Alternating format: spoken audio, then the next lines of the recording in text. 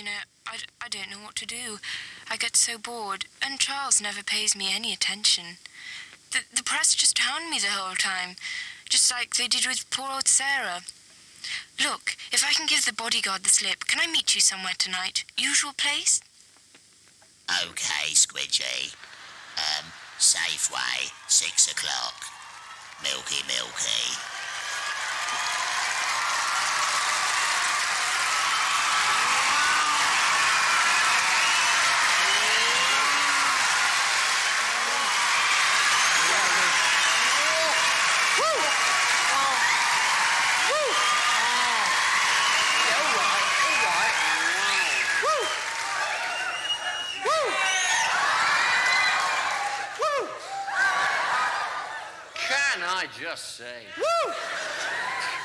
Can I just say what a pleasure it is for both Steve and for me to be here with you all in Bristol. Yeah. Please don't say that, because I mean it's just so obvious that is just showbiz bullshit. I mean, you know, it's just so obvious that we just say that wherever we are. I mean, it's. Yeah, but this time we're actually in Bristol. That's sort of why I said it. Oh, right. Kind of So thing. theoretically, it should have worked here. Didn't particularly. No, never mind. Still, no, yes. So, well, yes. So what can we do to make your sacrifice worthwhile tonight? Well, first of all, I'm afraid something a little bit horrible is going to have to happen, because I'm afraid that Hugh here has insisted that he would like to do a quick impression for you, and.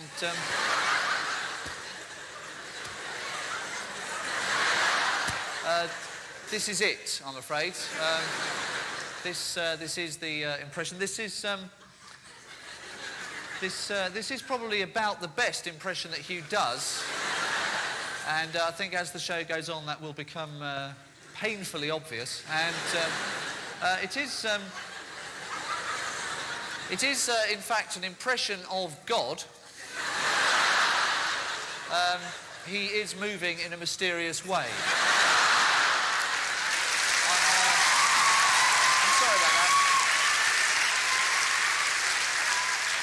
I'm sorry about that joke, and I would like to say it is actually genuinely very nice to be here. It's very nice generally to be out on tour, out on the road. This tour for us, you know, it's just like being in a road movie or something, It's like Thelma and Louise. It's just us, the open road and our Austin Allegro. Yeah, my Austin Allegro, in fact. Yeah, your Austin Allegro with a crap radio and a coat hanger for an aerial. Yeah, well, loads of people do that. Not wooden coat hangers.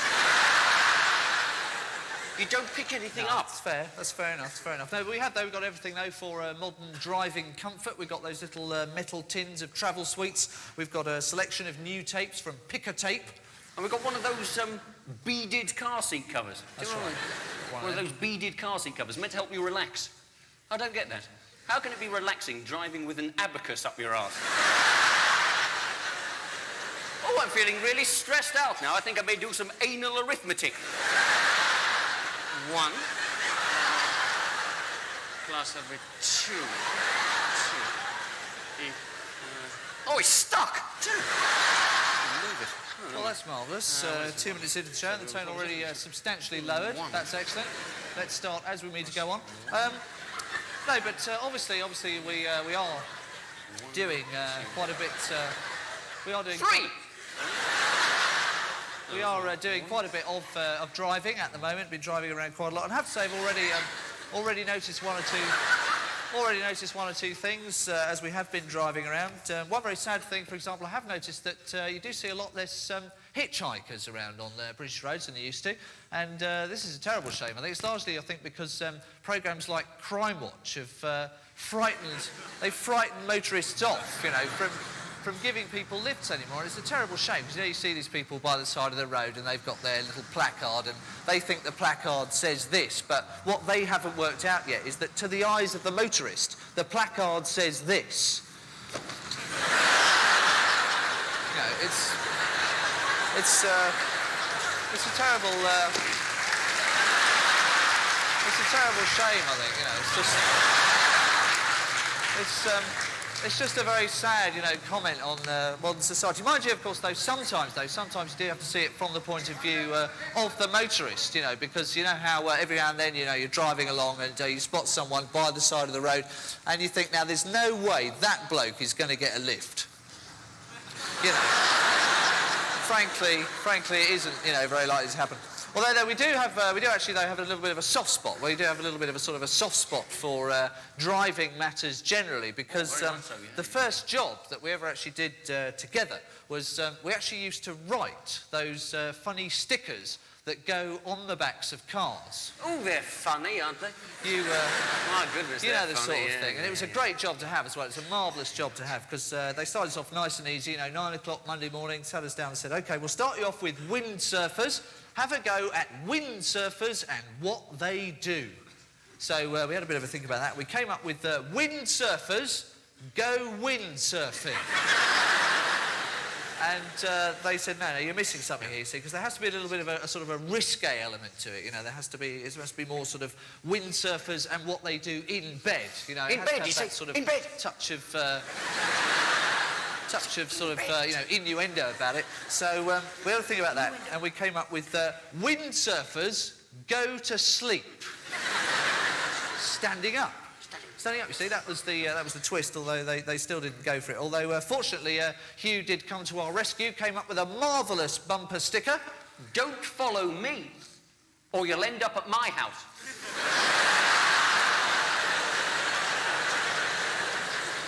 No, they seem to go for that one. They preferred that one.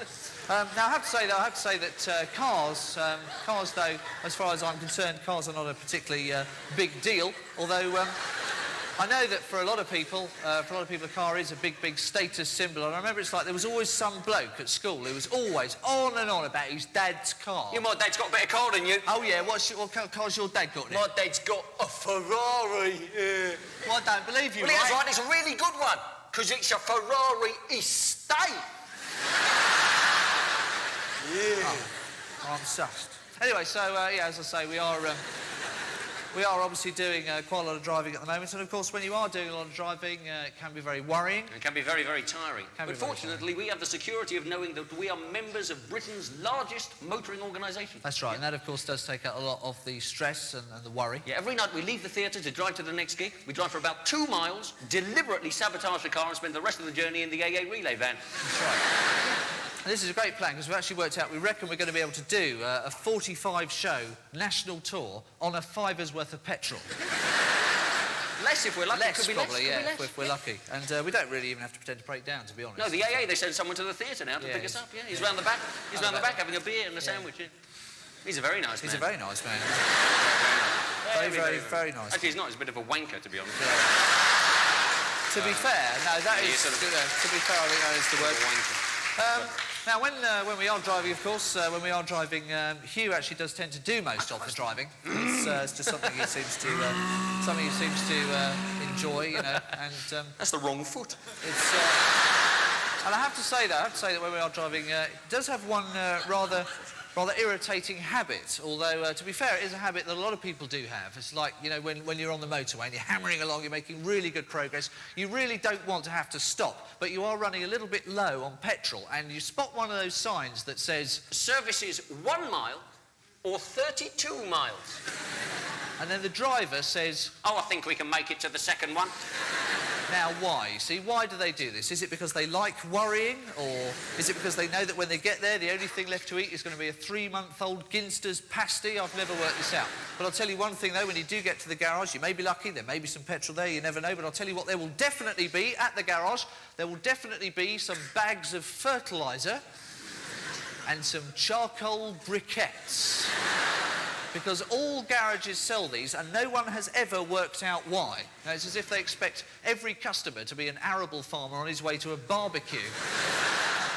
And, of course, the other thing is garage mechanics, right? Garage mechanics are the same wherever you go, right? Even in the pits at a Grand Prix. And I think this is, you know, I can quite understand why it is that Nigel Mansell has chosen to get out of Formula One, go to America, when you think of some of the things his mechanics have managed to do to him over the last couple of years. There was one particular incident last year that made me think that those blokes, right, those blokes who work in the pits at a Grand Prix, now, what is their job? they have to remember to change his tyres once. That's just once. In 73 laps. And it's not even difficult. They're in radio contact. Oh, hello, Nigel. Hello, Nigel. You're all right, How are Nigel? Yeah, he says he can come and do his tyre change on the next lap or on lap 72. Oh, I think he can make it to lap 72. Yeah, we think he can make it, Nigel. No, he says he wants to come in now. Oh, is he coming in now? In he come, Nigel. In he come, in he come, Nigel. In he come, Nigel. In he come, in he come, in he come. Just stop there, Nigel. That's it, beautiful. All right, Nigel. There you go, mate. Okay, lovely, mate. There you go, mate. You're all right. Lovely, mate. There you go, mate. Lovely, mate. What's this bit? Oh, Nigel. Nigel. Nigel, come back. Come back, Come mate. back. Come back, mate. You've forgotten your charcoal briquette. You've forgotten them. You've forgotten them. They're down here, mate, and we've got a lovely barbecue going and everything. I think this could just do with another couple of minutes. Oh, it's a terrible business. A terrible Nothing business. quite as funny as a wobbly sausage. Although I have to say, That's a right hand. I have to say though that I think that the real reason.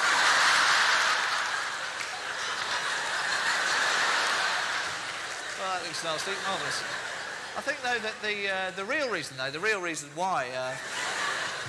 why Nigel Mansell has chosen to leave Williams Renault is probably much more simple. Basically, I reckon he just cannot stand any longer having to work for Renault, because it's been so bloody irritating for him. You know, every time he's won a Grand Prix, drives back to the pits, and there they all are going, Papa. Nico! I mean, you know, this is enough to drive anybody mad, isn't it? And, incidentally, I've spent about the last 6 months trying to work out what on earth is going on in that advert, eh? What is going on in that advert? As far as I can work it out, Nicole waits until she thinks Papa is asleep and then whips off for a shag, right?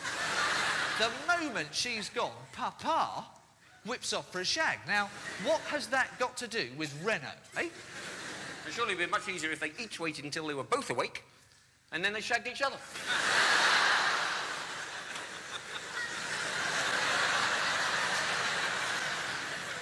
It's just an idea. Yeah, of course, driving is extremely dangerous, even at the best of times. And that is why, of course, the government make all those marvellous safety information films to help you be a safer driver. I do love those. That was a government information film.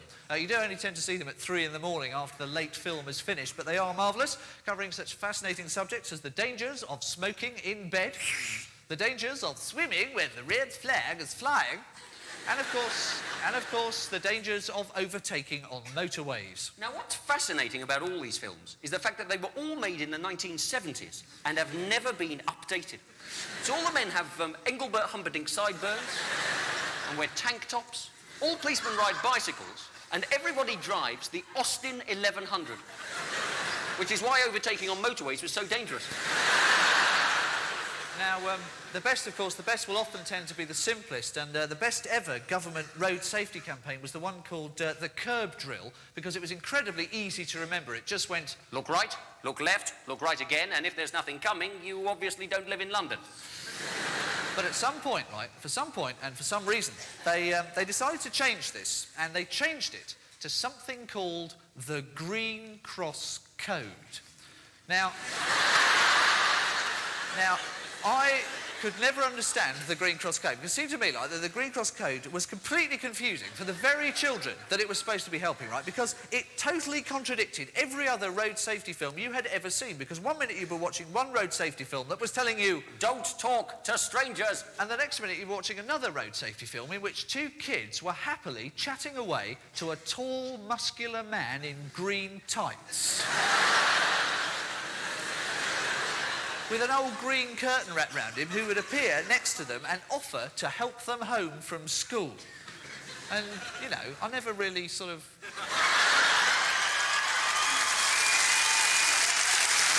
This is air traffic control, coming Delta Foxtrot Tango, descend to 20,000 feet, maintain current AS. So go on, what did he say then? Well, he said if you try and see Caroline again, I'll call the police. Oh, go on. Hello. Yes, hello, Charlie Victor Tango, yes. Roger, follow 178279 to intercept ILS. Which flight is that? No idea, the radar's broken. Hello, yeah, Yes, Roger, you are clear to land. I'm afraid we haven't got any radar. Sorry about that. So if you descend to 2,000 feet and look out for a church on the left. Church? Right? See a church on the left, and then you can't miss it. You're looking for a long strip of runway with little coloured lights down it, all right? It's Monarch Flight 29 to Ibiza requesting permission to take off. He's got a hope, hasn't he? Charter flight to Spain and he wants to take off. Hello, Monarch Flight 29. Don't be silly. Anyway, so what's after that? Well, he said to Caroline... Oh, I don't believe this. Hello, Monarch. Yes, we'd love to give you permission to depart, but I'm afraid there are quite a few delayed flights in front of you. Yes. How many waiting to take off? Well, there's still quite a queue. Oh, that BOAC comet's still there. The Wright brothers are still there, I think. Hello, sorry, Monarch, you are going to have to wait just for... Oh, hold on, the radar's back on. Oh, brilliant, that's useful, isn't it? Yes. So that's Air Canada. That's British Airways coming in from Athens. Yeah. And that's... That's a bit of sandwich. That's a bit of sandwich. Right, oh, hang on. I think we've got bloody Air Canada on the line. This is Air Canada. Will you please give us permission to land? Hello, Air Canada. Yeah, I'm sorry, but Gatwick is very busy this morning. If you'd like to join the stack at 13,000 feet. Yeah, any more language like that and I'll divert you to Prestwick. Now, on second thoughts, there's an airport there. Running up. I think we'll have to get rid of him, Get don't rid of him, you? yeah, let's get rid of him. Hello, Air Canada. You should be receiving us loud and... This is 97.3, the Hard FM. And with one final to go, looks like Lanzarote's got to win his first death. Calling all cars, please investigate disturbance at the Dog and Bucket. Yeah, let's got rid of him, I think. I'm going to make that announcement. Yes, I think you had, yeah. This is an announcement for all passengers hoping to travel to Lanzarote on flight 433. We regret to announce Be at least 9 hours. a slight delay to your flight. However, if you'd like to make your way to the entertainment lounge, we will be showing the feature film Disaster at 30,000 feet. Roger, Vector Bravo. No, you are clear and have permission to come in straight away. Who's that then? That's the pizza we ordered. Oh, good. Bloody Monarch still bleating on at me. The problem is, you know, that some of these pilots have worked out it's much quicker if they don't take off at all. Yes. I mean, only last week I had a Britannia Airways 737. Oh, yeah. He was delayed, he taxied down to the end of the runway, out of the airport, down the A23 to New Haven and got on a ferry. Much quicker, probably. Hang on, hold up. Look, we've got a take-off slot. Oh, my goodness me, we've got a take-off slot. Right, here we go then. Here we go. A message for all planes wishing to depart. We do have a take-off slot in 10 minutes or so for one of you. I'll start the bidding at a bottle of whiskey. A bottle of whiskey. A bottle of whiskey.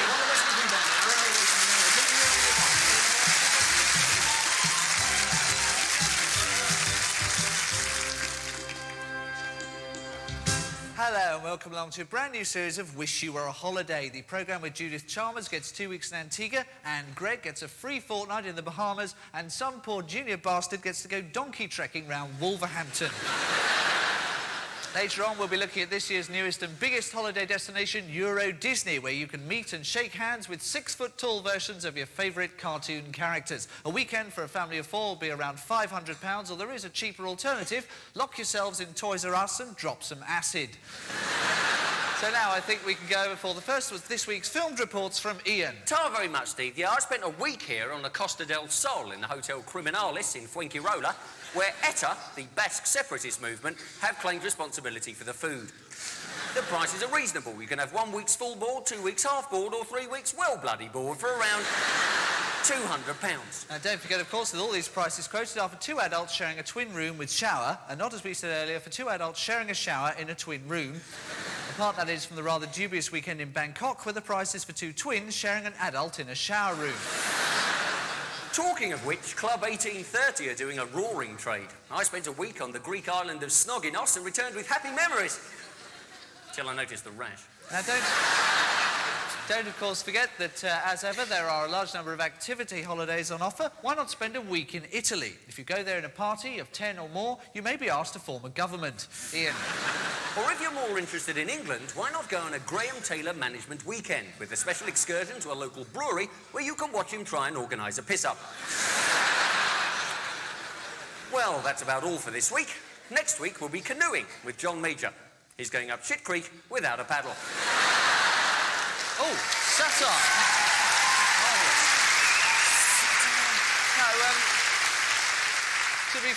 To be fair, almost any of it has to be better than risking a holiday in this country. I know it's a bit of a dodgy thing to say, but British holidays are not the greatest. It is true, for example, that it does rain virtually the whole time, and this is, of course, why we've started to build centre parks, which are the ideal British holiday destination if you fancy a week in a greenhouse outside Worksop. I always went on holiday within Britain as a kid, and the thing that I really remember about it more than anything, because it rained the whole time, is the thing that really sticks in my mind is everywhere you went, you had to remember to take your packer Mac. Right, it's a brilliant little thing. It's like this little sort of coloured plastic raincoat which folded up really small, so it could go in your pocket. The idea being that when it rained, you could take it out, you could put it on, and you could walk round for the entire duration of the shower looking like a Durex Fiesta. And incidentally, right, while we're on the subject, I have never understood what is the point of coloured condoms. I mean, what is the point of coloured condoms? They are completely stupid. They can be extremely worrying. Oh, my God, I've got jaundice.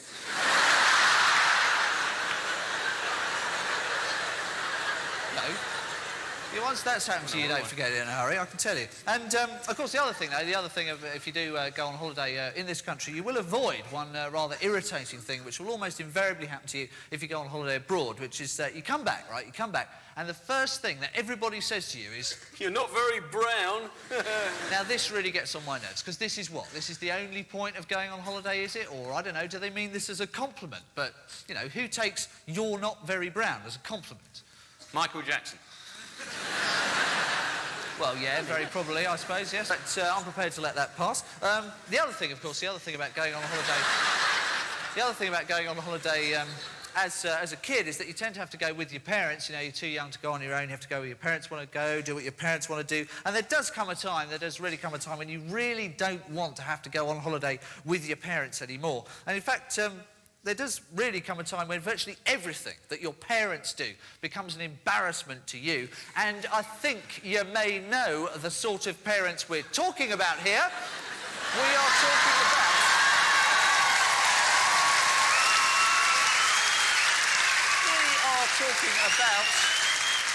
This is the sort of parent who will walk into the room while you're watching Top of the Pops and say, Hey, what's this?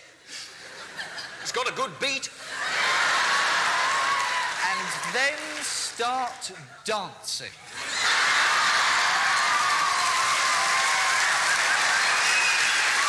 And in that way, right? And in that way that, like, you know, only parents can dance like this, you know. I mean, I don't know if there are any parents here tonight, but, you know, if there are, you know, word of advice, never dance in front of your children, right? Just do not do it. It will just mortify them. Basically, the rule is parents just shouldn't dance, you know. It's like Lord Hailsham playing Nintendo. It just shouldn't happen. This is your Dire Stripes album, isn't it? I wish I hadn't sat on that abacus. I think I've just solved a quadratic equation. It's an appalling business. It is an absolutely appalling business. And embarrassing dads will do any... They will do any manner of crap things, embarrassing dads. They will forget, for example, that at school you never like anyone to find out the real name that they lumbered you with, and then they'll wait till all your mates come round and then walk in and say, "Don't be late back from your jig, Belvedere." And then, of course, there's mums. Now, mums have this overwhelming desire to guide you down the right path. Whatever you want to do, whatever you're thinking of doing, your mum will already have done it and will always say, "Look, I don't want you to make the same mistake that I made." Which left me wondering how my mum had managed to get her head kicked in for nicking Martin Nichols' bicycle pump. But never mind. But the terrible thing, right, the really terrible thing is that it doesn't matter how hard you try, right? It does not matter how hard you try, but gradually, as you get older, you will slowly but surely find that you do gradually start to turn into your own parents. And this is a terrible thing because, of course, this is the one thing in life that we want more than anything else to avoid. But it happens. I do not know why this happens. It just happens. And you know that this nightmare is starting to come true for you if ever you catch yourself saying anything like, "Hey, that's my chair." "Come on, up, up, up, up, up. Or... Oh, I think we can make it to the second one. Or you walk in while Top of the Pops is on and say... Who's that? Or even worse... Hey, what's this? It's got a good beat. It's a terrible business. It's an appalling business, it really is. And parents as well.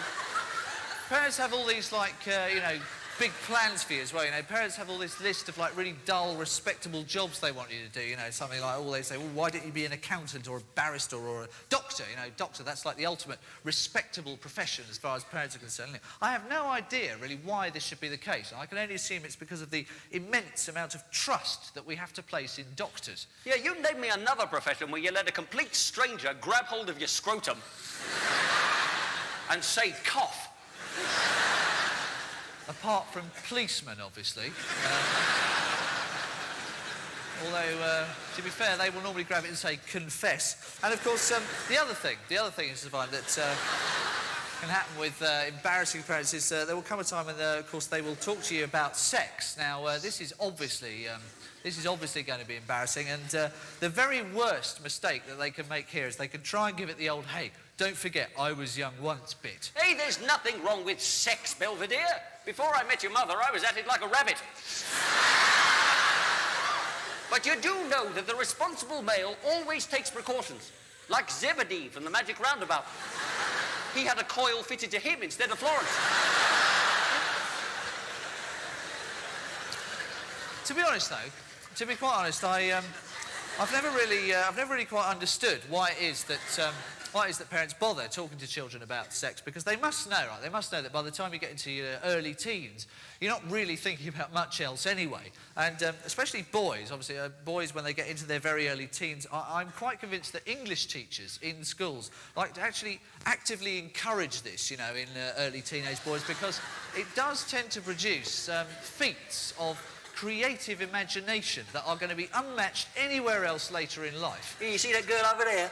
Yeah, I might get off with her because she fancies me, yeah, I might get off with her. Well, I don't care, right, because I've already got a girlfriend. Oh, yeah, what's her name? Joanne. Well, Joanne Graham? Yeah. Yeah, well, I got off with her. I got off with her at a party. Well, I don't care, right, because I've snogged her and I've snogged all the girls in the whole school. What, in the sixth form? Yeah, and two of the teachers. Well, you snogged Miss Hargreaves? Yeah. What? French? No, she teaches history. Ah! See? You're sus, right? Yeah, because I've got off with millions of girls, right? Because I got off with Pippa Forrester out of BFT. Well, that's nothing, right? Because I got off with the blonde one off of Baywatch. Well, I don't care, right? I don't care, because I got off with what's name out of Darling Buds of May. What, David Jason? Anyway, girls like me because I've got lots of stubble. You don't have to shave. I do have to shave. I have to shave 3 times a day. With a Black & Decker sander. Anyway, I've done it. You've never done it. I've done it. You've never done done it. I'm telling you, I've done it. You've never done it, right? You've never done it because you have to be 16. Well, she thought I was 16. Oh, yeah, well, right, yeah, because I went to like this really posh pub, right, where you have to be like 21 before they let you in, and they thought I looked it easy. Yeah, well, that's nothing, right? Because I got into this shop, right? I got into this shop where you have to be 45 before they let you in. What shop? Littlewoods. Sassy, Littlewoods, yeah. Littlewoods, yes. There's another place that parents would drag you kicking and screaming at the beginning of a new term. This, of course, is not to say that parents couldn't come in useful, because, of course, they could. They're always useful, for example, for getting you a day off school, you know. Woke up with a little bit of a headache, something like that, fancied a little bit of day off. They could always write a little note, little letter, get you off for the day. In fact, it's sort of interesting. You sort of chart the whole course of your early life through those little notes, little letters you were sending or receiving at any given time. Your whole kind of youth spreads out in front of you. Age, 8 weeks. Dear Mrs. Dennis, here is your son's vaccination certificate. You successfully vaccinated 47 people. Congratulations. Age, 8 years. Dear Mr. Hopkinson, please will you let Hugh off PE today, as he's asked me to write you this letter. Yours, Mrs. Dennis. Age, 18 years. Dear Hugh, this is a hard letter to write, but it's over between us. It'll never work with you going on to university and me staying at the sixth form college. Yours, Mr. Hopkinson. Horribly true. And this, of course, brings us on to the hideous things that can happen to you when you are at school. And here, I must confess, I am basically just sharing with you a little bit of a personal gripe of my own that has been with me ever since I left school. And it concerns the way that they make you try and learn other people's, other countries' languages, right? Now, you would think in this day and age that this would be a good thing, but I am not so sure, right? Because to illustrate this, I would like to read you a few bits of this. This is actually a real book that they gave me at school to try and learn German out of. It's my school German textbook. It's quite a common one. This is called Sprich mal Deutsch, which means speak German badly or something. And as I say, this is quite a common textbook in British schools. And the idea of this is supposed to be one of these very modern, trendy, up-to-date textbooks where what they're doing is they're actually teaching you stuff that will actually be useful. You know, when you go to the country and you want to talk to people, you go to that country, you want to hold conversations with people in their native tongue. And in fact, as it says here in the introduction, the accent in this book is at all times placed on everyday practical German. Great. Right, so we turn to page 1 and we find sentence 1. Das ist eine Katze. That is a cat. Well, some supremely practical and everyday German there. I think you can probably see that given the situation of being in Germany, right, and confronted with such an animal, this is almost certainly what you would say. You don't have a lot of choice in the matter, to be honest. If you saw a cat and said, there is a refrigerator, no one would know what the hell you were talking about. However, of course, maybe you have made some awful mistake. I don't know, maybe being abroad has thrown you, maybe German cats look completely different, maybe this one is deliberately trying to fool you. It's got a little pair of shades on, something like that, I don't know. Maybe your powers of observation have totally let you down. Maybe there's been some horrible mistake, and maybe the native German might have to put you right, probably by using sentence 2. Ja, das ist eine Katze. Yes, that is a cat. So, already a conversation is underway. How does this fascinating conversation proceed? Well, probably via sentence 3. Ist die Katze grün? Is the cat green? To which you probably leap straight to sentence 4. Nein, die Katze ist schwarz. The cat is in fact black. Sentence 5. Ist die Katze tot? Is the cat dead? Again, I don't know, probably an easy mistake to make. You know, a lot of British visitors not realising the propensity of the common or garden German cat to lie on the ground, on its back, with its legs in the air, just to confuse foreigners. However, of course, this sort of stuff, this is really only the basic sort of building blocks of learning a language, and when we've mastered it, we can get onto the advanced stuff like this. This is chapter 8. It's called In the Countryside. Today, the Ehlers family are going to the countryside. Toll, das Land, sagt Hans. Es ist voller Insekten. Hooray! The countryside, says Hans. It's full of insects. Which is a marvellously useful sentence to almost all times, I think you'll find. And this is my favourite sentence in the whole book. Page 61, sentence 5. Hans ist nass. Hans is wet. Which you'll already know if you've read the rest of the book. Hans is supposed to be 16 and he still wears shorts. Leather shorts, mind you, but... shorts anyway. Anyway, Hans ist nass, Hans is wet. Obvious question, warum ist Hans nass? Why is Hans wet? Answer, Hans ist nass, denn steht unter einem Wasserfall. Hans is wet because he is standing under a waterfall. And there he is, you see, this is a real book. So and you struggle through this sort of rubbish for, I don't know how long, 3, 4, 5 years, and just as you think you're about to escape from it, just as you think you're about to get free, what happens? What happens? They make you take exams on it. Now, every year, right, every summer they start saying, oh, exams are much easier to pass than they used to be. Oh, educational standards are falling. Let me tell you, it is not true. Exams never, ever change. They do not change. They never have changed, they never will change. For example, they have still not worked out, right? They have still not worked out that everybody in history who has ever taken any sort of exam has always, wherever they can, opted to do the multiple choice section of the paper. Because they know, right, they know that multiple choice is what is technically known in educational terms as a piece of piss, right?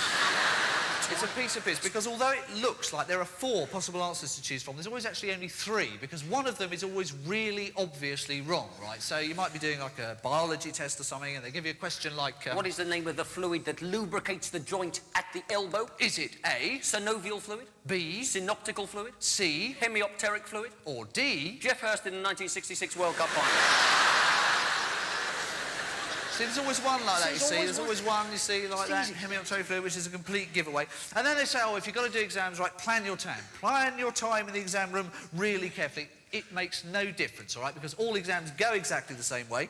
9 o'clock. Arrive in exam room, realise you're in the wrong room. 9:05. Arrive in the correct room, complete silence. 9:06. Realise the person next to you is going to be coughing for the next 3.5 hours. 9:10. Start planning first essay. 9:10 and a half. Start writing first essay. 9:35. Someone farts and everyone starts giggling.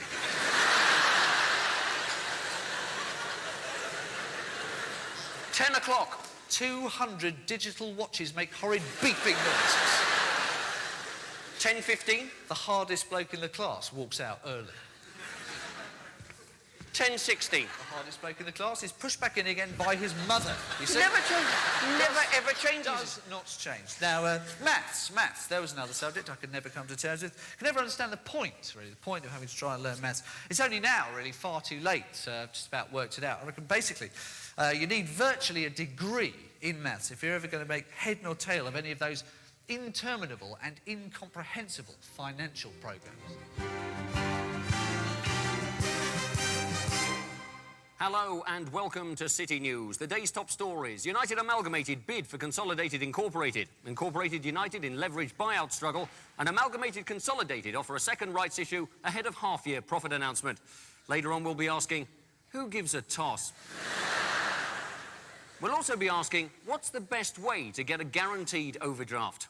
The answer, of course, spend more money than you have in your bank account. Those stories now in detail. John Major and Helmut Kohl have had a major disagreement over ERM. John Major contends that Shiny Happy People was their best single. But Kohl likes Orange Crush. The pound dropped further today and failed to hold its value against the German mark, the Portuguese escudo, and the Esso World Cup coin collection. At the close, it had dropped 4 points against the dollar. The franc had dropped 2 points against the peseta, and Nottingham Forest had dropped 3 points against almost everybody. In spite of this, Norman Lamont claimed today that the end of the recession is definitely in sight. He also claimed he'd seen Elvis at the deli counter in Tesco's. On the stock market, shares were again shaky. They rose on opening after supply figures were released, but slipped back mid-morning after disappointing interim results, only to rise again after it was announced that there was lasagna on the menu in the canteen. News that a man had fallen off a bus in Gloucestershire sent dealers into panic selling, and when Jeremy at Hambros remembered that he'd forgotten to set the video for Inspector Morse, the market collapsed completely. This provoked criticism from the Germans that John Major has gone soft. A spokesman for the German government said today, John Major is becoming wet because he is standing under a waterfall.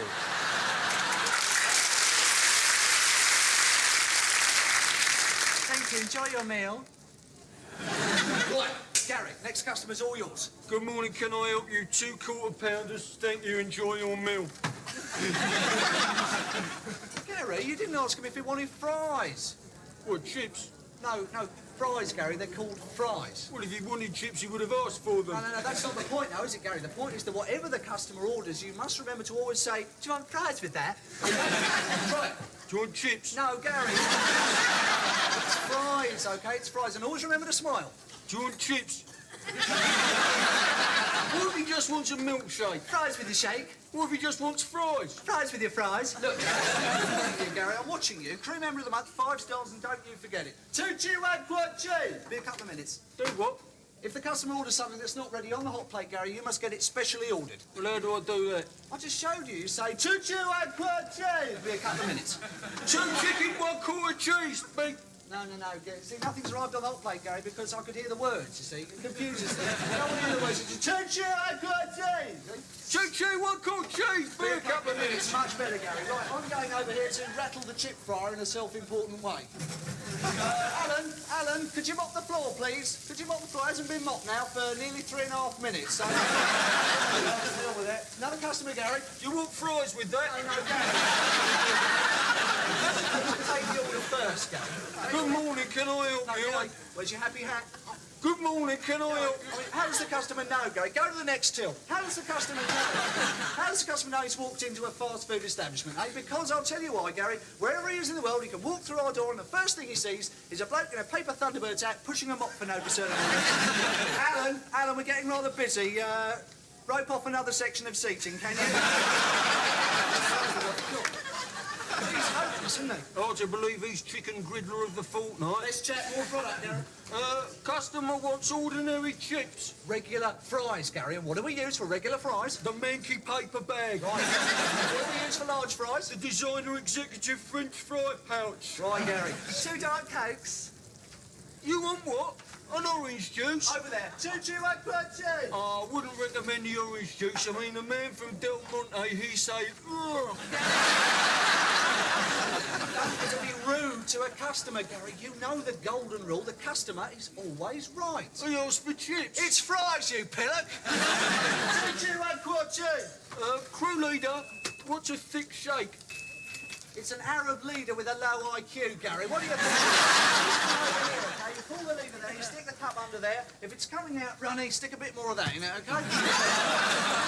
He says, do we sell fish and chips? We don't sell chips or fish. It's fries and fillet. What, the fillet? No, it's not fillet, Gary. It's fillet. Okay? Oh, 2 chicken, 1 quart cheese, 1 fillet. See, in the 90s, Gary, he's not interested in fish and chips. Do we do pizza? Pizza? Huh. Only the Italians could get away with charging £4 for posh cheese on toast. Italian food, mate. Spaghetti, ravioli. Ravioli? It's like eating 2 postage stamps full of sick. He says, do we do kebabs? No, look, why don't you just have a burger? No, not even I can eat a doner kebab. It's like eating an old wallet stuffed with used odour eaters. Let me thick shake, Gary. What? Is that about right? Beautiful, beautiful, Gary. Lovely, lovely. Thank you. Enjoy your meal.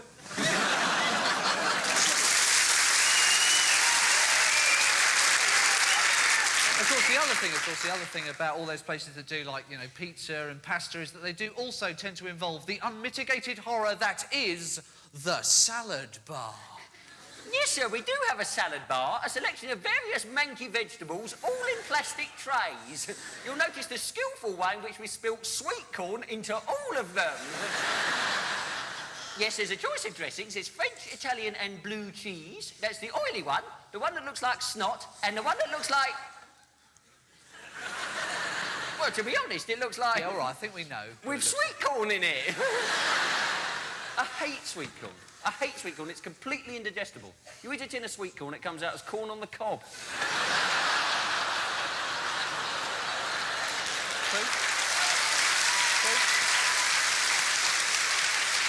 Now, a lot of those places, of course, that a lot of those places that involve proper waiters can often tend to be a bit daunting because sometimes it does feel like a lot of waiters just seem to have been specially trained in the fine art of trying to make you feel completely inferior. Excuse me, what could you recommend, please? I recommend you try and look less poor, sir. Have you ever been to a harvester before?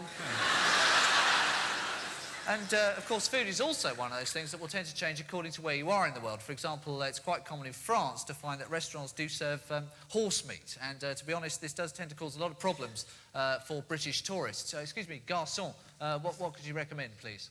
I recommend a pepper steak trained by Gaston Leroux, owned by Anne-Marie Leclerc. The going is good to medium rare. Chop chop worth the risk at current prices in their way. And onto the grill. And it's chop chop on the left with sausages on the right. And as they come up to the first turn, in goes the spatula and chop chop has fallen. Chop chop has fallen. That leaves sausages. Sausages which have been in the fridge for 6 weeks. Oh. And they're off. Oh. I couldn't do it.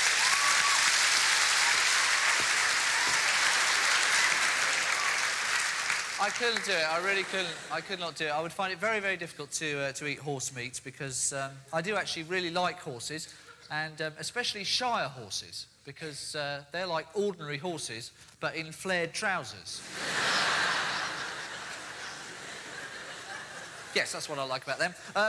Now, I just wanted to say something briefly here because we are sort of just coming up towards the interval now. And just before we go to the interval, I would just like to say something very deeply heartfelt, and that is that it is so very marvellous to see so many people out supporting live entertainment, because I do sometimes get a little bit worried about the future of live entertainment in this country, and I don't want to get worked up about this, or I don't want to get emotional about this, but, well, it's the Chippendales, if you must know.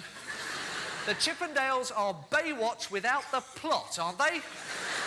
The Chippendales are for people who find gladiators too intellectually demanding. You know, the Chippendales are people who watch the telly and think, oh, I must buy myself one of those abdominizers. Chippendales are people who go to a careers interview and say, what I really fancy doing is standing there every night in a thong covered in mazzola. Now, it's not that we're bitter, all right?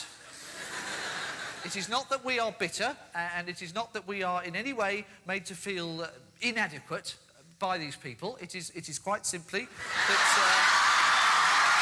want no help.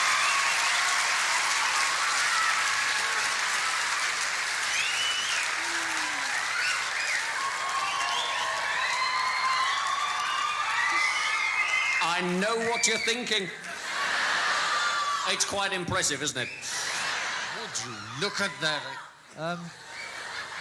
I think, sir, a phrase does spring to mind, yes. Sex on a stick, probably, is it, Albert? No, I was thinking more of what the fuck are you doing, really? I mean, I can't, you know, where's your swimming trunk? I honestly don't care, Steve. A lot of these people are going to be moist in some pretty private places.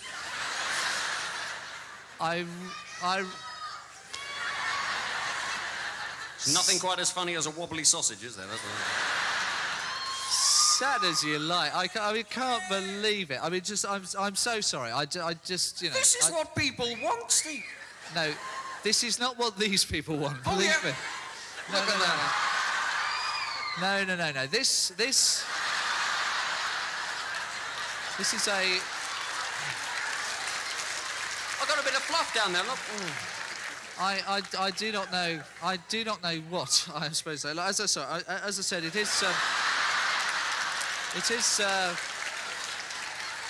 is pretty much time for the interval, and 20 minutes.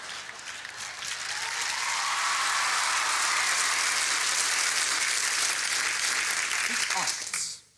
What are we to make of the arts? Indeed, what are the arts? How can we define what we mean by the arts? Is art the expression of higher human spirit, or is it simply the Ponzi stuff? What are we to make of this? Apart from a bonfire. This is art with a capital F.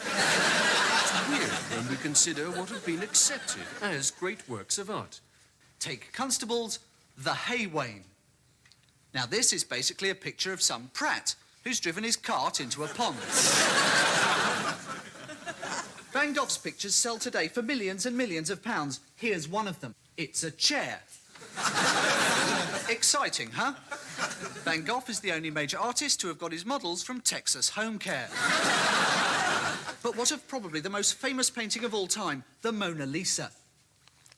Well, look at it carefully. That awkward pose, that dark background, that strange half smile. This can only be a 16th century passport photo.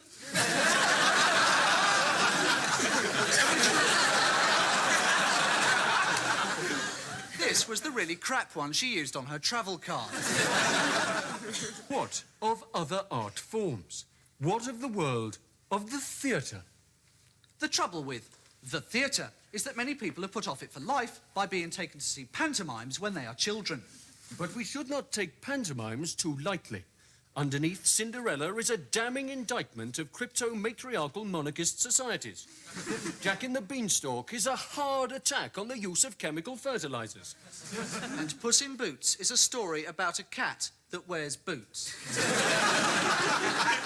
The theatre also means Shakespeare. Now, many people find Shakespeare boring, but in fact the Bard came up with many things that we still all know today. For example, Shakespeare invented the doctor-doctor joke.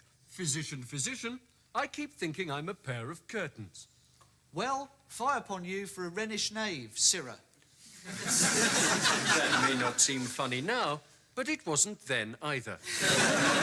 Here, we must also mention ballet. At the ballet, you must be very careful what you say. Do say things like, Karyarov, exquisite in his pas de deux. do not say, Who's the woofter with the big packet?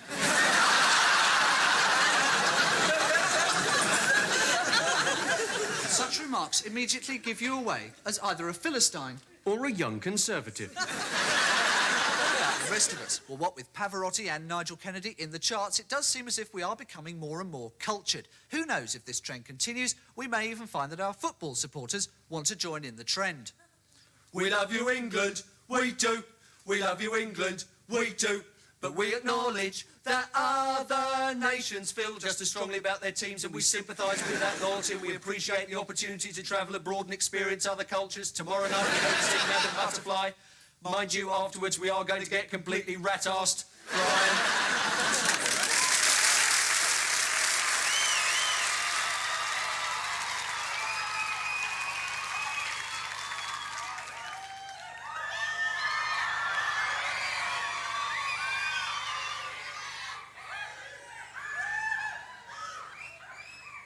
Good evening. Would anybody like some milk? I was trying to sell it in the interval, but no one wanted any. It's not fresh. No, it's very warm. I'm very warm. That's because I only wear nylon. I wear it because it doesn't let your skin breathe. And if it gets wet, it dries without you having to take it off. I took it off once, 1967. I haven't only got milk, no. I've got cheese. I've got blue cheese. And I've got green cheese that I've been keeping in my airing cupboard. I've also got yoghurts. I've got those new yoghurts with yoghurt on one side and fruit on the other, and you spoon it across. I don't use fruit. I use dead skin. I've been collecting it from in between my toes.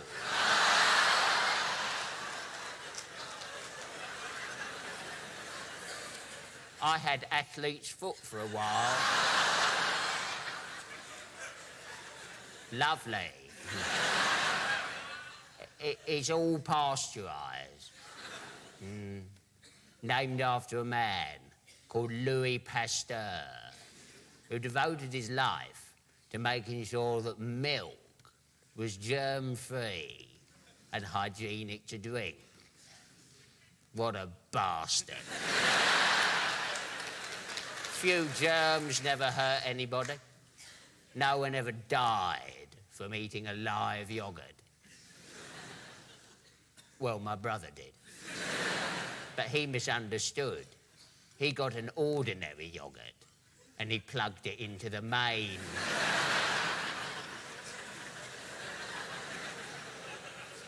Still, he was different to me. He was a little bit odd. Milky, Milky.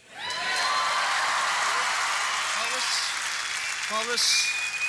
Very good. Yes, thank you, very good. So, yes, back after the interval, and this is the point in the show where I always like to thank Chris, who's up at the back there, and Chris does our sound, and he also does our lights. Thank you, Chris. Oh, great.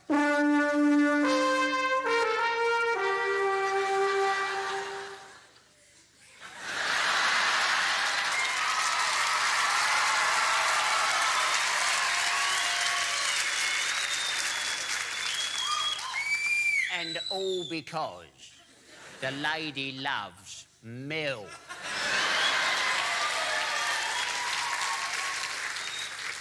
Try.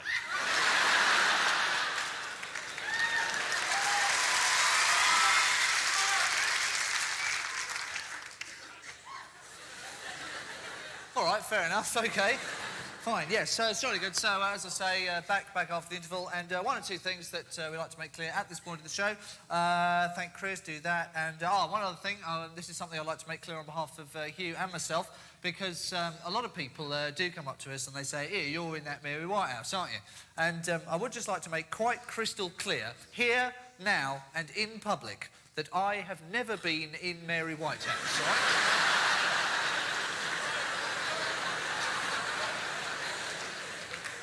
Or have I? You never know. You never know. It was a sort of minor piece of showbiz gossip, I suppose, of the type that we do occasionally come across. We found out the other day, for example, and you may not be aware of this, that apparently Jason Donovan is so called because he is actually apparently the illegitimate offspring of Donovan, the 60s singer, and Jason, the dead cat from Blue Peter. But please keep that to yourselves, because we really shouldn't have told you that, because we could be very easily done for libel for saying that in a public place, although fortunately that doesn't generally matter with an Australian, because in Australia libel is simply something that you find on the side of a wine bottle, so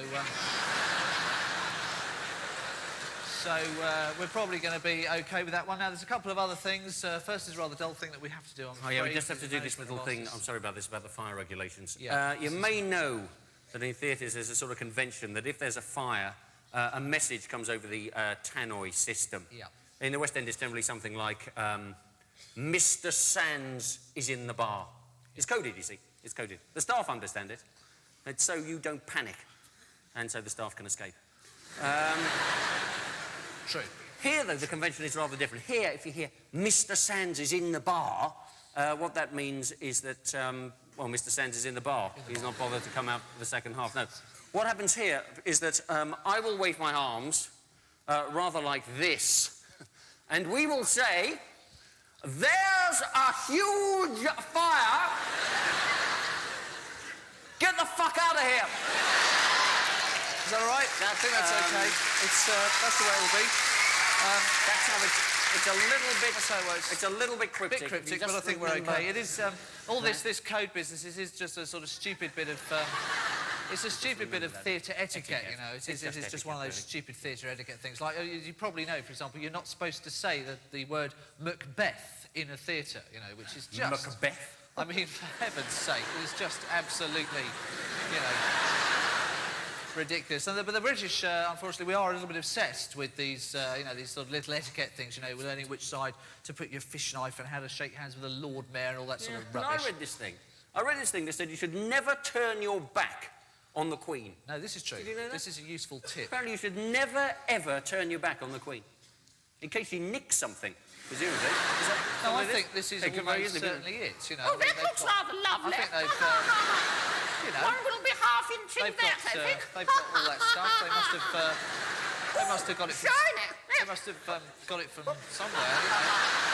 Yes. But the point is, you see, the point is that I cannot get worked up about these trivial little things. Trivial things, Trivial little things when there are far more important things. Far more important things that we ought to be worrying Things about. are far more important. Think, for example, think of the terrible things, Terrible things that we are doing to our environment. Did you know that every year we destroy an area of rainforest the size of Belgium? Why not just destroy Belgium?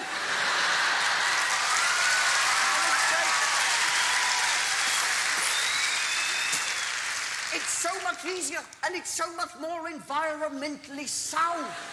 And it's so much more fun, for God's sake. You know, these terrible things are happening, these terrible things. The ozone layer's going, the ice cap's melting, you know, acid rain, the sea levels are rising. We need to be teaching our children about these things. We should be teaching them right from the nursery to make sure that their generation don't make the same mistakes. We should be teaching them right from the nursery, teaching them rhymes like... Dr. Foster went to Gloucester in a shower of rain. He stepped in a puddle right up to his middle and said, "Why's this water taken all the skin off my legs?" Red sky at night, shepherd's delight. Sheep drowned in morning, global warming. Mary, Mary, quite contrary, how does your garden grow?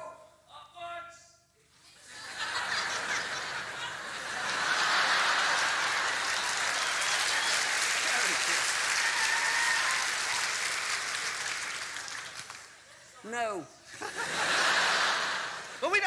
We don't care. We don't care about these trivial little things. Why don't we care? Why don't we care?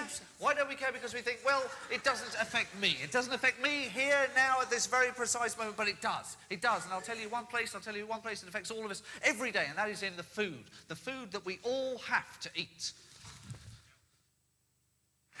Feeling hungry? Yeah. Having a starter? Yeah, egg mayonnaise. You're having eggs? Yeah, they're hard-boiled. No, but the mayonnaise. Oh, the mayonnaise. What about the mayonnaise? It's got eggs in. Yeah, it's egg mayonnaise. No. There's eggs in mayonnaise. Yeah, hard-boiled. No, they're raw. Raw egg mayonnaise. I think she was right about eggs, you know. Absolutely. I mean, the government have known about it for years, you know, and now they have to kill all these chickens. It's not easy getting a chicken to eat, Camembert, I can tell you. I read this thing that said that if you want to eat eggs, you have to boil them for 2 hours in Dettol. Yep. I thought it was 4 hours. I think I'll just have salad, you know. No, that's out as well. Did you see that thing on Channel 4? God, that was frightening. Now, how about prawns? What, with coastal pollution like we've got? Oh, these are Mediterranean prawns. That's even worse. The Med, that's full of raw sewage. And think of all that amber air that comes off when you're swimming. Try the tuna. Tuna, no, it's pumped full of mercury. The moment you put that in your mouth, it'll tell your temperature. Plus, it's with mayonnaise. I read this thing that said that if you want to eat eggs, you have to boil them overnight in domestos. Well, what about the chicken? Ah, as long as it's properly cooked. Did you see that thing in the Observer? God, that was frightening. It's full of listeria, you know. What's that then? Well, it's sort of hysteria about the list of things you can't eat nowadays. It's all to do with battery hens. Apparently, see, some battery hens can live longer than others. The Duracell ones. Oh. Very good. This is a serious subject. Look, try the lamb. Might be radioactive. Well, all right, a slice of beef. Might be full of hormones. Well, surely you'd know. Not if they've given it a shave. How about beef burger? No, I read this thing that said that for burgers, they're allowed to just grind up the entire bull, apart from its... Yeah, I saw that too. How about fish? Fish with the Irish Sea radioactive, the North Sea pumped full of enough chemicals to win a medal at the Olympics. Did you see that thing on BBC Two? God, that was frightening. Absolutely. Well, look, what about potatoes? Dusted with pesticide. Tomatoes? Sprayed with insecticide. Raymond Burr? Man called Ironside. Yeah. Lettuce? Too much fat. Steak and kidney pie. Whose kidneys? Whose kidneys? Hey, whose kidneys? You never know nowadays. No, and all the vegetables will be sprayed. No, they're all organic. Yeah. Ah, they'll all be mouldy then. Well, what about the fruit salad? They don't wash it properly, do they? They cover it in wax, then coat it in processed sugar and cream. Cream? You might just as well die of the cardiovascular unit. Put yourself in early, that's what I say. What about a glass of wine? Why, no, it's full of additives plus all that alcohol. Did you know it's actually a poison? Mind you, my Uncle Tim, he drank 4 pints a day every day of his life. He only died last year. How old? 36. How about mineral water? Full of bacteria. What about tap water? Only if it's lead-free. Well, how about a banana? A banana? No, you eat too many of them, you'll actually turn into one. Did you see that thing in Sunday Sport? God, that was drivel. Well, what about just a grape? Grape? No, I read this thing that said that when they pick grapes, they stuff them up their noses, they dip them in untreated nuclear waste, then spray them with cyanide. They don't tell you these things, do they? They don't tell you. Well, just coffee for me, then. Caffeine, it's bad for the... Absolutely. Cheese? Nope. No. Well, we've been through the entire menu. There's not a single dish. Did you see that thing on Sky Channel? Neither did I, no.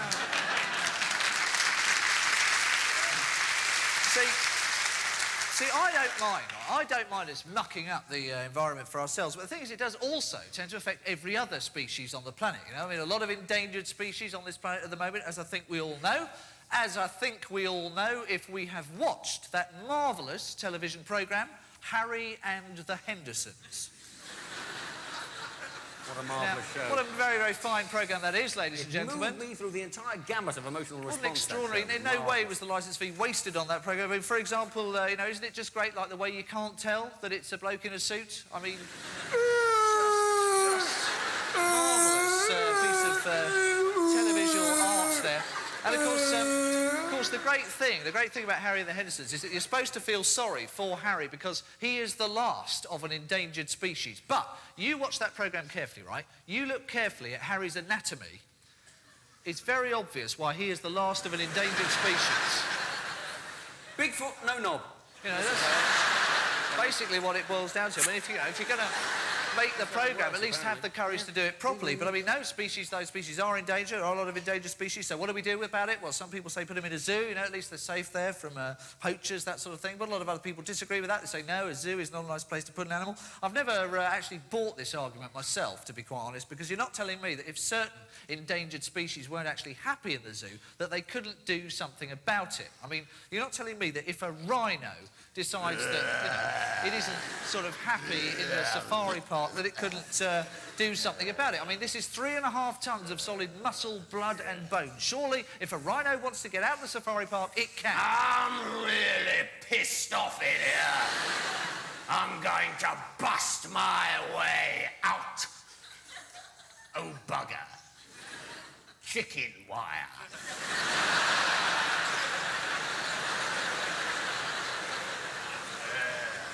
It doesn't wash, to be quite honest with you. But no, I mean, those species do die out, though. Some species do become completely extinct. The dodo became completely extinct. Mind you, of course, the dodo deserved it, because the dodo, like the ostrich, is one of that... It is one of that select group. It is one of that select...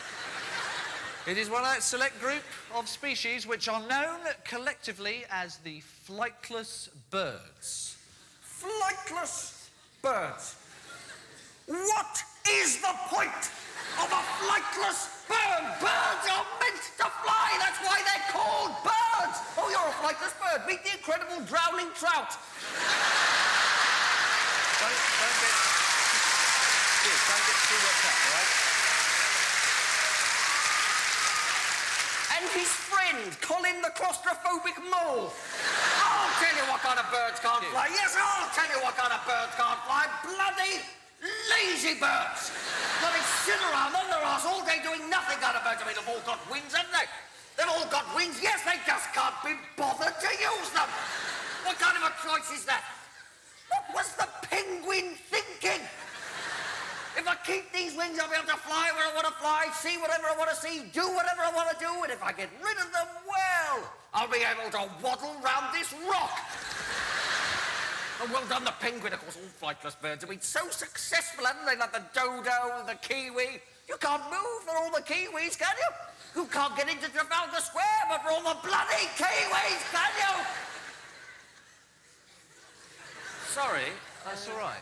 That's all right. Just, you know, but calm down. You know, it's just, you shouldn't let it do this to you. It's not worth, you know, this amount of I don't know hassle. what sort of... Just, you know, don't let it get to you like this. Just keep it down. Keep it down. Just keep it down. It's just those fucking penguins. I know. There's They've got wings and they don't use them. It's completely bloody day. You mustn't let it work you up to this extent. It just isn't worth the emotional stress, right? Just keep it down. Sorry. Yeah. Just, you know, it really isn't worth letting it do this to you, okay? Little black and white bastards. No, they get all those commercials. I know, they get really commercials. but They get all those commercials. don't worry about it. Just, you know, Oh, pick up a penguin. No, for fuck off.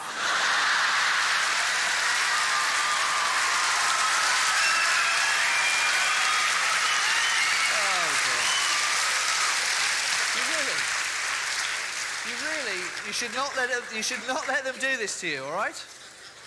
This is just a moral victory for the penguins here, all right? Just quiet. But it is a bit odd, you know, it is kind of unnatural, like, you know, birds that can't fly. It is a bit weird. It's like mammals that can fly, you know, it's just odd. And this is why bats are so frightening. Now, have you ever actually seen a bat? It's extraordinary. It's like a gerbil hang gliding.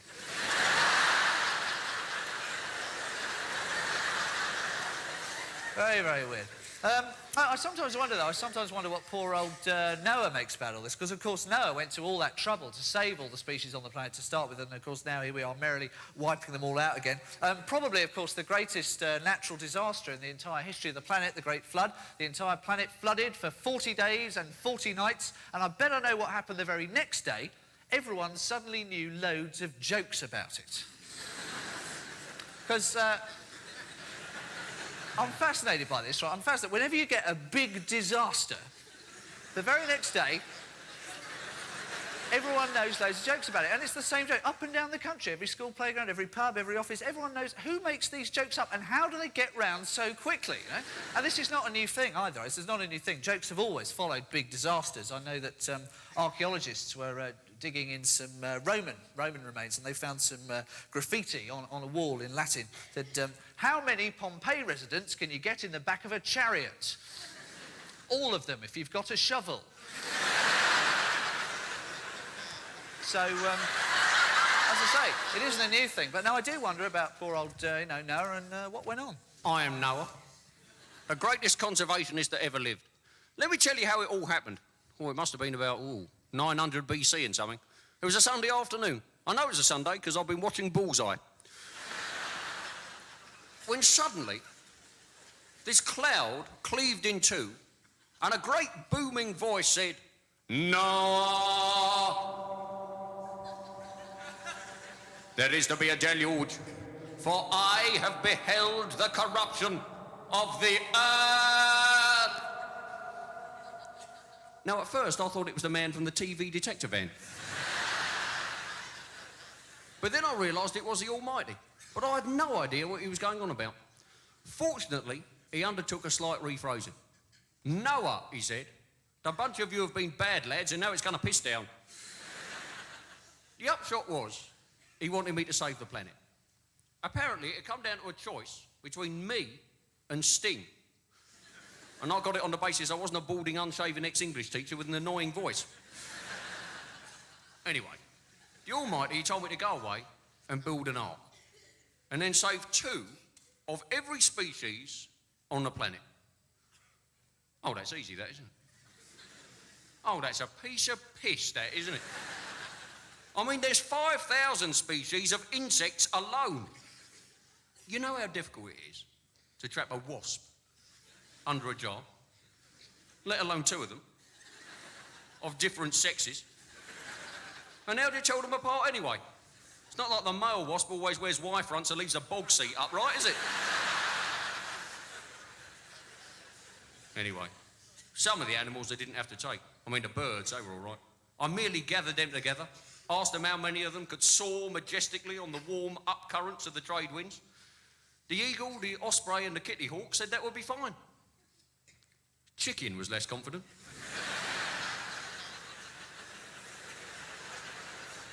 So I let him on board. Oh, we had problems. I mean, choosing just 2 of every species was a problem. The mammals, they were the worst. Argumentative, you see. You try telling a pit bull that there is no room for him on the ark. Which is why I didn't. There were 74 pit bulls on in the end. Still, I'm glad I saved them now, because your pit bull does make a very good guide dog. The blind person never bumps into anybody.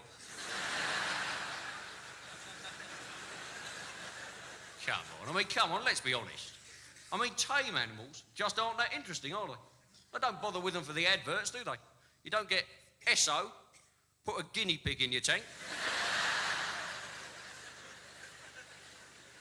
Peugeot, the ring-tailed lemur, goes from strength to strength.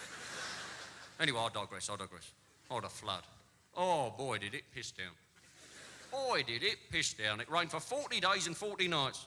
Funny thing was, in parts of East Anglia, they still had a hosepipe ban. But then it stopped. So I got this dove, and I told him to go and get me proof that the waters were receding. 3 hours later, he came back with a packet of silk cut and a carton of milk. And I released the animals. I think I did quite well, actually. In the end, to be honest, I had rather more species than I started out with, due to a little bit of crossbreeding. One little crossbreed was half Labrador puppy and half leopard. If it ripped your arm off, it brought you a bog roll to mop it up with. Only one thing I regret, though. Why did I save those fucking penguins? You know what I mean? They're just little black and white.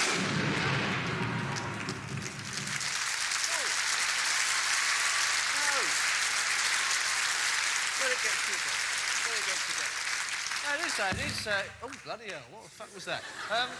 No, it is, though. It is an interesting story, though, because even then, you see, even then when they wrote that, they knew you needed to take 2 of every species because they had to be able to breed, and we still do this today, of course, and this is why the animal that I would most hate to be on the entire planet is a panda. Because they lead such a humiliating existence. They spend almost all of their lives being flown around the world in an attempt to get them to cop off with each other. And it never works. And why should it work? I mean, for a start, it's a terrible culture shock for the poor thing. You know, one minute it's there in a nice little bamboo grove somewhere in the middle of China. Next minute, someone comes along with a tranquilizer gun, shoots it, nails it into a crate, bunks it on a plane, flies it 6,000 miles across the sea, sticks it in a strange zoo, in a strange cage with a strange panda it's never met before in its life, and it's supposed to immediately think, oh, I'm right up for a shag now. But, oh, yes, of course it doesn't work, for heaven's sake. They're trying it now. They're trying it in London Zoo at the moment. They've got this panda there. They've flown over from Washington Zoo. They're going to try and mate it in captivity. This isn't going to work either. I mean, for a start, it's going to be like any other American in London for the first time. The zookeeper will be pointing at the pile of straw saying, there it is, get on with it. The panda will be saying, oh, gee, can we go see the changing of the guard now down at Buckingham Circus? Only some of those soldiers are wearing my friends on their heads. I mean, of course it doesn't work. And for heaven's sake, right, can you think of a less conducive environment for getting on with that sort of activity than the zoo? I mean, trying to get down to it on a sort of concrete floor with straw there, people leering in at the bars at you the whole time. I mean, if they really want to help these animals to breed successfully in captivity, the first thing they want to do is take them out of the zoo and put them into one of those places where you cannot help but think about sex. Like a crowded bus, for example.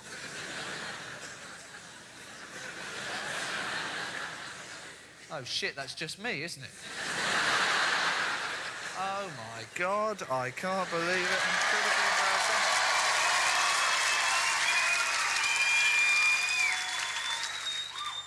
embarrassing. It says in the Bible that the promised land is a land of milk and honey. I don't like honey.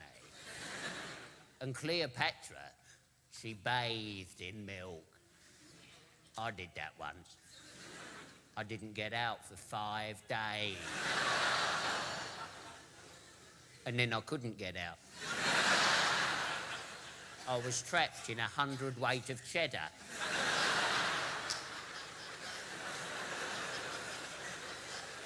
Lovely. Actually,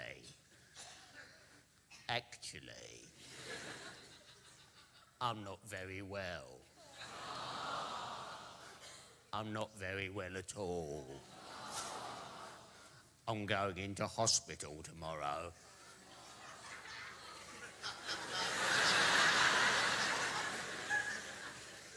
I'm having my pants removed. It's a 5-hour operation. An hour to remove them and 4 hours to get them to Sellafield for reprocessing. Still, if I die in hospital, I know that I have led a very full life. A very full life indeed.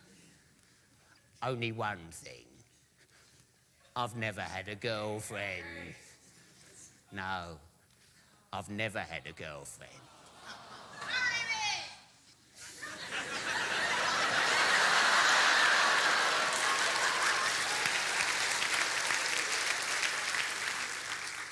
Are you not very well? Well, I did have a girlfriend once, but we didn't get very far. She asked me if I would French kiss. I said no. I would rather Belgian kiss. It's like a French kiss, but with more phlegm. Milky, Milky. Oh, and welcome to DIY for You, the programme for all you do-it-yourselfers out there. Now, some people think that home improvement is boring. We're here to show you that it isn't. Now, last week, I fitted my dog basket with a tasteful Georgian carriage house. And I did this. Now, painting. There are 3 sizes of paint roller you can choose from.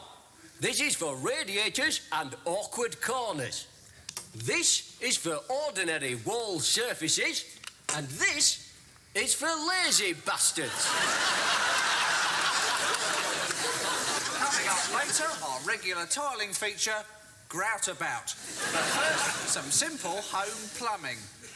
Yes, first, with a dripping tap, many people call in a professional plumber. Now, there's really no need for this. There is no mystery about plumbing, and I, for example, fitted my own central heating system, and you'd never know the difference. Except that the toilet now flushes at 100 degrees centigrade. And I don't advise using the bidet. Except for boiling the bag kippers.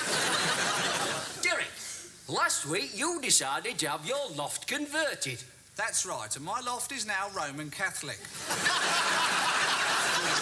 Now, one problem DIY enthusiasts can face is that they run out of things to do with their house.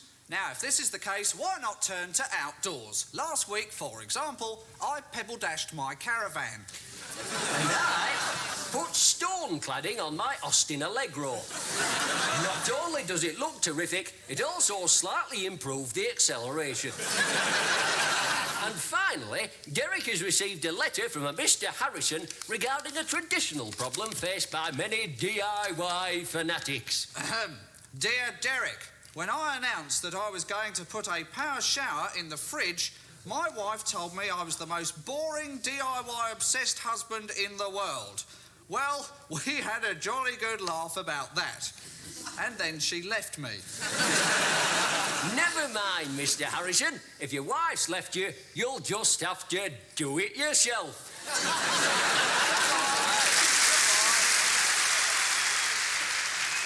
Thank you. Thank you very much indeed, and this is tremendously exciting because you joined us here in Atlanta for live coverage of the 1996 Olympic Games. This promises to be very exciting indeed. The Americans are promising to outdo the spectacle even of 4 years ago in Barcelona, so we await now for the arrival of the outgoing President Clinton and the new President-elect Macaulay Culkin, and of course Britain's guest of honour here is Prince Edward, who is here with his new bride, Sonia. Good evening.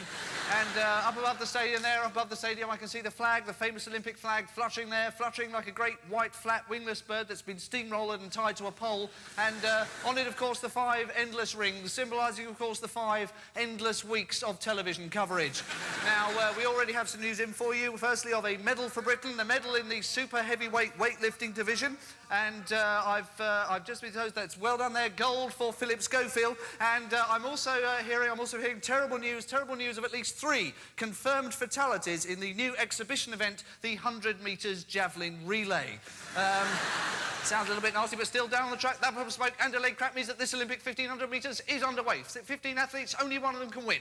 Come to that, only one of them come 15th. What a bloody stupid thing to say, but never mind, because if they come off the first, Bentley early leader is Daniels, this big American. He was born in Newark, he's a third-year student at Princeton University. He studied economics, astrophysics, and running very fast. He trains at altitude, running up and down the inside of the plane on the way here, and while I've been telling you all that rubbish about him, he's dropped back into 8th place anyway. And now there is British interest in this race because this is Britain's Ian Johnson. Johnson for Britain powers his way up through the field, and he's taken the lead. Johnson for Britain has taken the lead, and this man likes to lead from the front.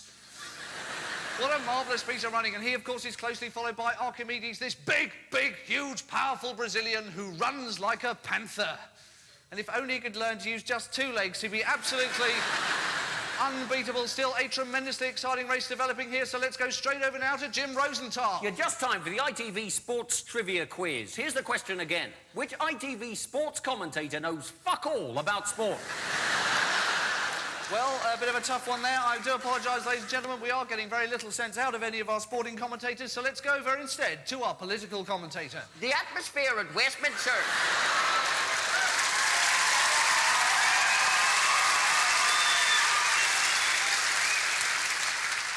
I've just been handed a joke. What do you call an athlete who breaks wind in your beer? Fatima Whitbread. Well, I think that is probably an appropriate point there at which to move on. This is... point in the show where we do like to move on. We like to move into basically a little bit of a sort of... we like to move into a little bit of a... This could be a potential death threat.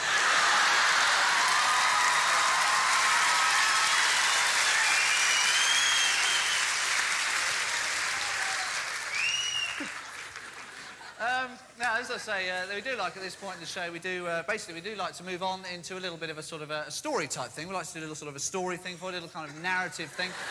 And we were thinking, first of all, we think what would be a suitable sort of story to do, and we thought, OK, well, first off, let's make it easier. Let's pick a story...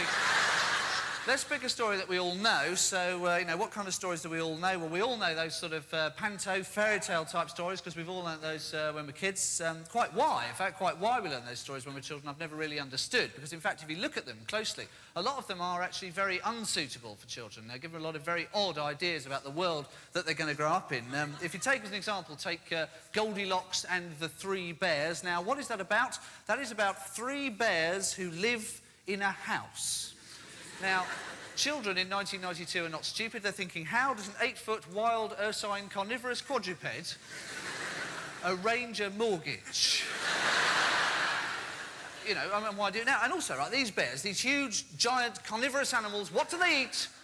Porridge. The well-known staple diet of bears, obviously, you know, and obviously porridge as well. You know, like bears wouldn't eat Weetabix, you know. They wouldn't eat Pop-Tarts, you know. I mean... So, but I mean, would anybody eat Pop-Tarts, to be fair? Oh, yum, yum, yum, yum, yum, Pop-Tarts. No, Pop-Tarts. Anyway, these bears, right, these bears that so live... hot they're cool. These bears, not only yum, do yum, they yum, eat yum, porridge, yum, not only do these bears eat porridge, but apparently they have a very bizarre way of going about making their porridge, because apparently they get up in the morning, get out the Quaker oats, whack it in the pan, stir it all up, you know, taking a lot of trouble, a little bit of salt, a little bit of milk, stir it up so it's really nice. Right, the porridge is ready, everybody. Let's go for a walk. I could understand it if it was Pop-Tarts. Obviously. You know what I mean? Now, yum, yum, yum, yum, bears no, Pop-Tarts. that live in a house. Bears that live in a house. Now, obviously, you've noticed that houses do tend to feature... they tend to feature a lot in these kind of stories. Another one that features a house is Hansel and Gretel, only this time, if you remember, it's a house built entirely out of gingerbread, which has got to be somewhat of a problem if they ever have to get a builder in. Oh, my good God. Oh, my God, God, look, there's your trouble, you see. Some cowboy's built that. He's only used 1 egg. Oh. Unbelievable, isn't it? Who done that for you? Mr. Kipling, was it? Or was it the same bastard built them Pop-Tarts? Could have been. Oh, yum, yum, yum, now, yum, yum. Another one. They look delicious. Another one. Another one that's obviously eminently suitable for children is Snow White. Now, what happens in Snow White? In Snow White, a young girl is driven out of her house by a pathologically jealous stepmother who is told by a talking mirror... Mirror, mirror on the wall, your pension fund is worth sod all. What is she told?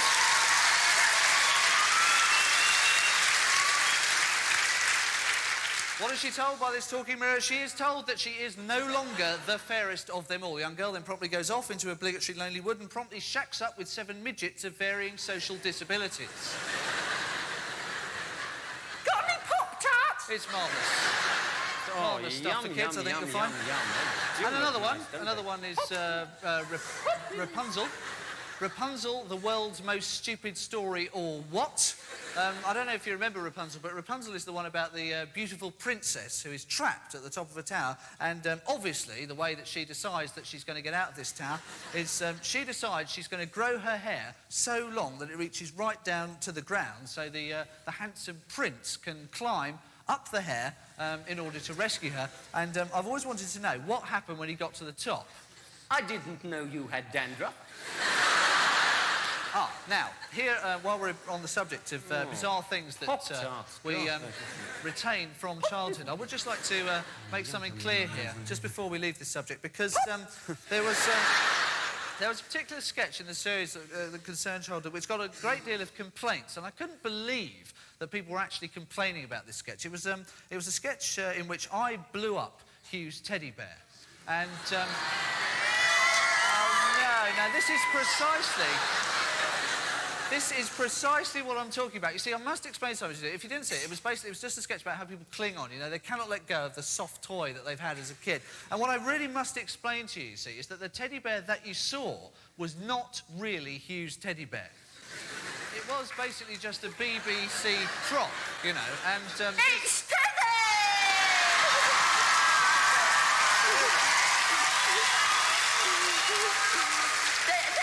The other Teddy what you saw was not my Teddy, no. It's on a BBC prop. No, this is Teddy. Look, he's waving to you. He loves to be tickled. Listen. Yes, I know. No, all right. OK, yeah, so look, what we said was... Yes, all right, yeah, I know this, all right. But what we said was, right... Yes, I know, but what we said was, right, you bring him on, you show that the real... Yes, I know he's your telly. But you said that you bring him on, right, you show that the real one wasn't damaged, and then we get on, because we haven't got all night, so, you know... Oh, come on, look, come on, just hand him over, come on. He is not coming with you. Because the last time you blew him up. No, he's staying with me. Because he's my Teddy, but Teddy loves me, and I love Teddy, and Teddy is staying with me because he's my Teddy, and all your Teddy, and it's my Teddy. Time's getting on, Come on, please. Come on, please, come on. I know he's your Teddy. I'm not saying that. Just, you know, please. I will ask him.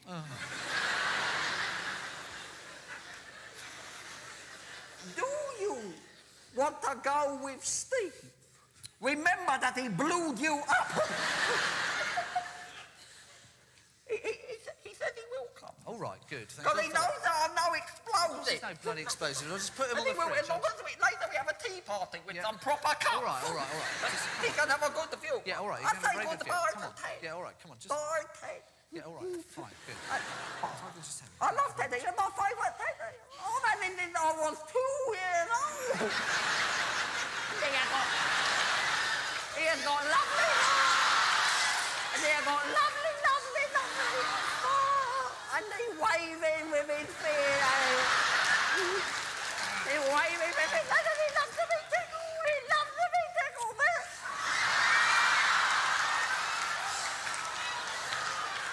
I think that's... It's Daddy! I have been suckered again! Yes. I will get Teddy's daddy, who is big. You are in deep shit.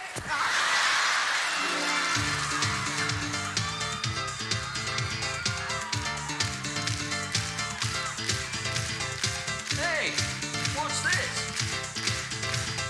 Got a good beat. What comes out of cows? What supports a young mammal? What's produced by all creatures from koibu to camel?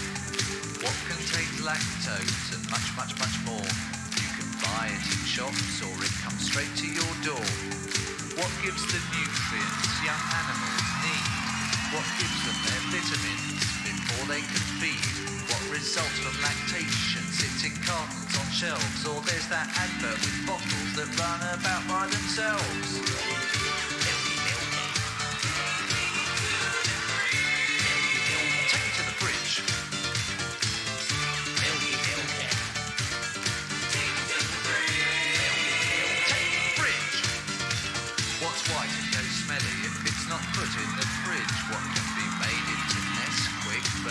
A sandwich, what's all full of germs till it gets pasteurised, sits in supermarkets, all different sized, can be used for rice puddings, or put in a sauce, or poured over cornflakes or muesli, of course. It's an essential ingredient if you're making cheese.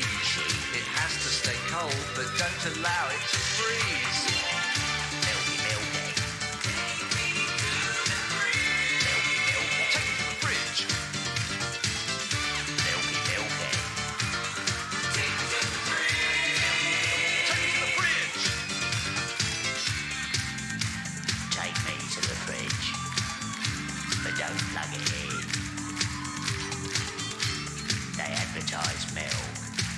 On the telly, some like it fresh, not me. I like it smelly. I just open the carton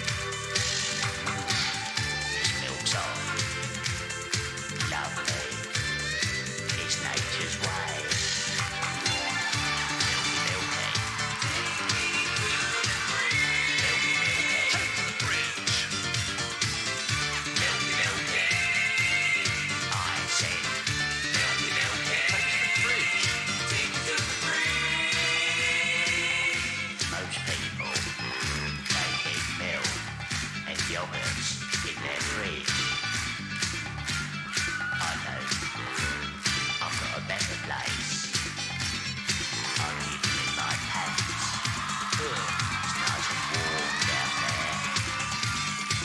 Actually, I'm not just interested in milk. No. I'm also a sex machine.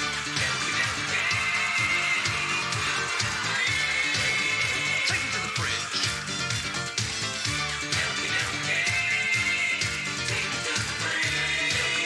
Take it to the fridge.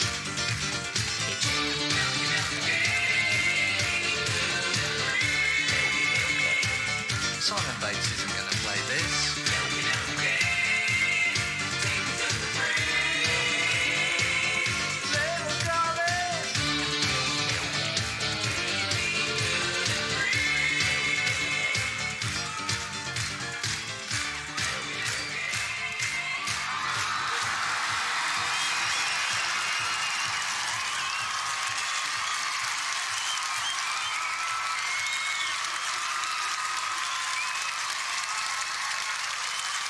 Thank you very, very much.